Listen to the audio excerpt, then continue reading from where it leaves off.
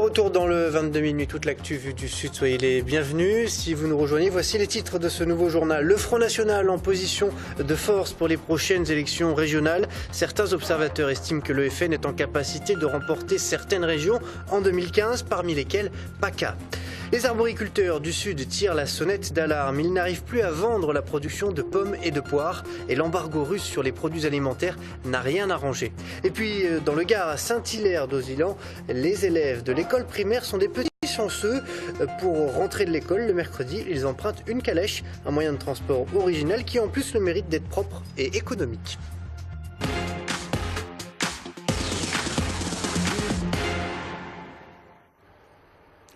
Le Front National est aux portes du pouvoir. Cette déclaration de Manuel Valls ce week-end a fait couler beaucoup d'encre. Certains observateurs estiment que le FN est en capacité de remporter de grandes élections, et notamment à l'occasion des régionales. Elles auront lieu l'année prochaine. En région PACA en particulier, le parti de Marine Le Pen est en position de force. Les explications avec ce reportage de Marguerite Kioch. Ce n'est pas un sondage, mais une hypothèse. Si les électeurs votaient comme lors des dernières européennes, le Front National serait à la présidence de la région PACA, prédit le politologue à l'origine de cette étude. Une théorie qui ravit la tête de file du Front National à Marseille, Stéphane Ravier. Les élections municipales, les élections européennes ont démontré que le Front National et le Rassemblement Bleu Marine ont le vent en poupe. Ils sont, dit-on, aux portes du pouvoir national et pourquoi pas aux portes du pouvoir régional. L'étude est à prendre avec des pincettes, un simple calcul arithmétique alors qu'on ne connaît ni la date de ces élections, ni les têtes de liste, ni les éventuelles alliances politiques. Alors que le FN rêve de pouvoir, certaines villes ont déjà été conquises comme Fréjus. Pour cet élu, cela permettra aux électeurs de juger sur un premier bilan. Concrètement, sur une ville comme Fréjus, des promesses qui ne sont pas tenues, des centres sociaux qui sont attaqués et qui empêchent les enfants d'avoir des activités, un manque d'activités sportives parce que des subventions ont été baissées de manière drastique uniquement par idéologie. Voilà, donc au quotidien, vivre dans une mairie Front National, contrairement à ce qui peut être dit ici ou là par Marine Le Pen, ce n'est pas vivre mieux, bien au contraire, que dans d'autres villes de la région. Pourtant, l'hypothèse d'une région Front National semble plausible à certains observateurs. Pour les partis politiques de droite comme de gauche, le défi sera de mobiliser les électeurs. En réalité, je n'ai pas tellement le sentiment que le Front National progresse énormément, mais que plutôt il se solidifie sur son socle et que ses électeurs sont très mobilisés, contrairement à ceux des autres partis traditionnels. Mais avant les régionales, les sénatoriales se tiendront fin septembre. Le Front National espère faire son entrée au Palais du Luxembourg. En bref, dans l'affaire des boues rouges, Ségolène Royal s'est exprimée par la voie d'un communiqué de presse. Les boues rouges, ce sont ces fameuses eaux usées déversées par l'usine Alteo directement dans le parc national des Calanques. Un scandale écologique selon les opposants. Et Ségolène Royal a donc pris la parole pour dire qu'elle refusait cette autorisation prolongée de 30 ans donc pour le déversement de ces boues rouges dans la Méditerranée. Ségolène Royal qui précise qu'il y aura d'études et que plusieurs techniques seront donc étudiées. Politique toujours, on vous en a parlé hier, les comptes des candidats socialistes au municipal de Marseille pourraient être invalidés par le rapporteur général. En cause, les délais qui n'auraient pas été respectés pour la remise de ces comptes. Si la menace est mise à exécution, elle pourrait avoir de grosses conséquences pour les ex-têtes de liste marseillaises. Les explications de Franck Chassagnon. C'est un nouveau coup dur pour le Parti socialiste marseillais. Après sa défaite aux élections municipales, c'est aujourd'hui le rapporteur de la commission des comptes de campagne qui est en passe de rejeter les comptes des candidats socialistes des 8 secteurs de la ville. Même si pour l'instant le dossier est en cours d'instruction et qu'aucune décision n'est encore prise, dans un courrier adressé aux 8 têtes de liste PS et Europe Écologie Les Verts, le rapporteur fait part d'erreurs techniques, notamment sur le dépôt des comptes de campagne au-delà de la date limite légale. Des erreurs qui pourraient coûter 500 000 € aux socialistes, soit la moitié des frais engagés pendant la campagne. Conséquence du rejet des comptes de campagne, les candidats seraient privés du remboursement des dépenses de campagne. Ils pourraient aussi perdre leur mandat au conseil municipal de Marseille. En attendant la décision du rapporteur qui doit tomber avant le 30 novembre, une réunion de crise aura lieu ce vendredi à la Fédération PS de Marseille. Autre titre dans l'actualité avec la rentrée étudiante et une étude de l'association des étudiants de Montpellier 3. Selon cette enquête, le prix de l'année scolaire a augmenté de 1% cette année. Un calcul qui se base sur les droits d'inscription, la sécurité sociale ou encore les frais de logement. Une faible augmentation en moyenne avec toutefois quelques postes en forte hausse. Reportage. 2 365 € au lieu de 2 322 l'année dernière, c'est 40 € de plus pour faire sa rentrée à Montpellier. Mais c'est toujours trop pour certains étudiants qui ne travaillent pas encore. Je fais des économies et je me sacrifie quelques petites choses pour pouvoir m'acheter à manger, payer mon loyer. Cette année, on note une augmentation des loyers à Montpellier, 440 € en moyenne. Augmentation aussi de 1% de la sécurité sociale ou encore l'alimentation. Seul l'abonnement au transport baisse de quelques euros. Alors pour s'en sortir, il faut mettre la main à la pâte. Je suis pas boursier, donc voilà. Donc le travail l'été qui me permet d'avoir mon argent de poche, tout ça. Et ensuite les parents qui me payent l'appartement et l'inscription. Je sais que je vais devoir faire une concession ou sur les études ou sur le travail. Et je pense que ce sera plus les études qui prendront un coup parce que j'ai besoin de manger tout simplement. Et le risque d'avoir un emploi à côté des cours, c'est de tomber dans l'échec universitaire. Car le fonctionnement de la fac n'est pas tout à fait adapté au rythme d'un étudiant salarié. Il y a 28% d'étudiants qui sont obligés de travailler à côté de la fac. Ces étudiants-là n'ont pas forcément de facilité par rapport à leur emploi du temps. C'est très difficile pour eux. Certains travaillent le soir, certains travaillent en journée. Et il faut savoir que ces étudiants-là ont 50% de chances de ne pas réussir leur année. Chaque année, la ville de Montpellier compte près de 70 000 étudiants répartis entre les 3 universités et les écoles supérieures. On en vient maintenant à la détresse des arboriculteurs de Provence. Les producteurs de pommes et de poires n'arrivent pas à écouler leurs fruits.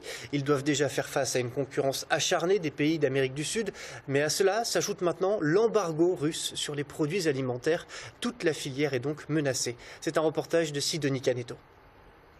Débutée mi-juillet, la récolte de poires est terminée. Place au conditionnement. Le problème, les 1000 tonnes de poires provençales de Daniel ne partent pas directement sur les étals. La faute aux importations venues de l'hémisphère sud qui ont saturé le marché européen.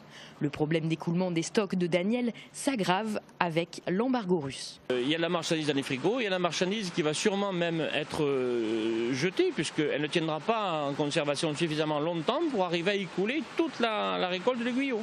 Le manque à gagner total sur la saison est estimé entre 60 et 90 000 €. Même inquiétude chez son voisin, cultivateur de pommes.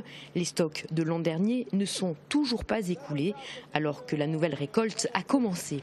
On s'attend à des prix entre 25 et 35 centimes du kilo de pommes, quoi. Cette année, la pomme se vendra en dessous des prix de revient, ça c'est certain. Manger français, local et de saison est la solution à apporter aux arboriculteurs. C'est le message que la Chambre d'agriculture tente de faire passer auprès des consommateurs. En plus du réflexe santé, c'est un réflexe citoyen sur le mangeons régional, mangeons français. Et ça, c'est quelque chose qu'on essaie de développer au niveau de nos gouvernants, qui, bien sûr, nous écoutent, mais qui ne nous entendent pas toujours, sinon rarement. Année après année, si une solution européenne n'est pas décidée pour limiter les importations, ce sont tous les agriculteurs français qui risquent de disparaître malgré leur travail de qualité. On va maintenant parler de transport scolaire avec une initiative originale à Saint-Hilaire-d'Auzillan dans le Gard. Le mercredi, entre l'école le matin et le centre de loisirs situé à quelques kilomètres dans la commune de Remoulins, une quinzaine d'enfants fait désormais la navette en calèche. C'est un reportage de Jean Brun. Si dans de nombreuses villes en France, la réforme des rythmes scolaires a provoqué pas mal de remous, particulièrement le mercredi, à Saint-Hilaire-d'Auzillan, les parents ne s'inquiètent plus au moment de faire la transition entre école et centre aéré. Car ici, une calèche récupère Evangelina, Jade et leurs copains à la sortie de l'école pour les déposer 5 km plus loin, au centre aéré de Remoulins. Je pense que pour les enfants c'est très plaisant. Alors pour les tout petits il y a eu une petite appréhension parce que je pense que voilà, de monter avec des gros chevaux sur un moyen de transport qui est un petit peu impressionnant pour eux avec ces chevaux, ça a été peut-être un petit peu délicat. Depuis, je vous rassure, tous veulent s'asseoir aux côtés de Doumé le cocher. Jamais avoir d'explications sur la nature environnante et toujours prêt à faire plaisir à ces jeunes passagers. Jade parfois avec Zoé, ma copine, on va devant et le monsieur, il va au trot parfois. T'as pas peur? Non. Allez, on fait un petit galop alors?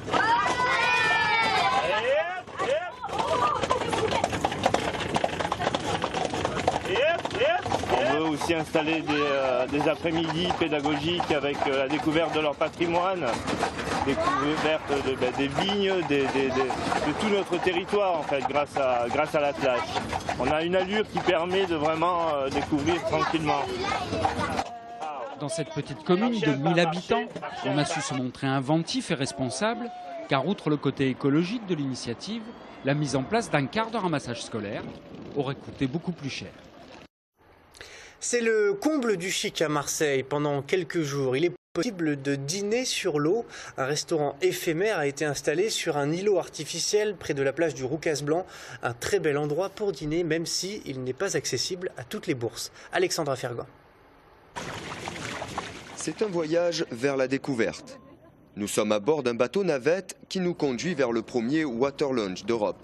Une île éphémère qui flotte dans la baie du Roucas Blanc et propose aux amateurs comme aux gourmets de déguster les produits du terroir dans un cadre unique et idyllique. J'ai voulu tester parce que c'est vrai que depuis Marseille 2013, il y a beaucoup plus d'événements sur Marseille pour les jeunes. Et puis on attend le coucher de soleil avec impatience, parce que je pense que ça va être très joli. Là, il y avait de l'inattendu, c'est vrai que ça ne correspond pas du tout à un standard habituel. De l'aventure également, un concept un peu d'île au large de Marseille. It's very unique, we're at sea and it's a beautiful experience with French gastronomy. The weather's beautiful and they're really wonderful people and the service is nice. Déjà connu pour son concept Dinner on the Sky ou Dîner suspendu, Bruno, le fondateur de ce restaurant sur la mer, a voulu mettre à l'honneur Marseille et ses chefs. Et j'ai voulu mettre en avant des chefs marseillais sur un cadre un peu décalé, à savoir une île flottante, voilà, tout simplement. C'est un véritable défi pour les 10 chefs marseillais qui devront s'adapter à de nouvelles conditions de travail. Mais c'est vrai que ça fait du bien de sortir aussi, c'est vachement agréable. Et puis c'est sur les chemins les plus pierreux qu'on voit les meilleurs, comme on dit. Donc il faut y aller, il faut s'adapter, c'est ce qui est intéressant, la capacité d'adaptation dans ce genre de cas-là. L'expérience est onéreuse, comptez 25 € pour la traversée et la dégustation d'une coupe de champagne et 190 € pour un repas gastronomique. Mais vous avez encore jusqu'au 14 septembre pour relever le défi sur l'eau et au resto.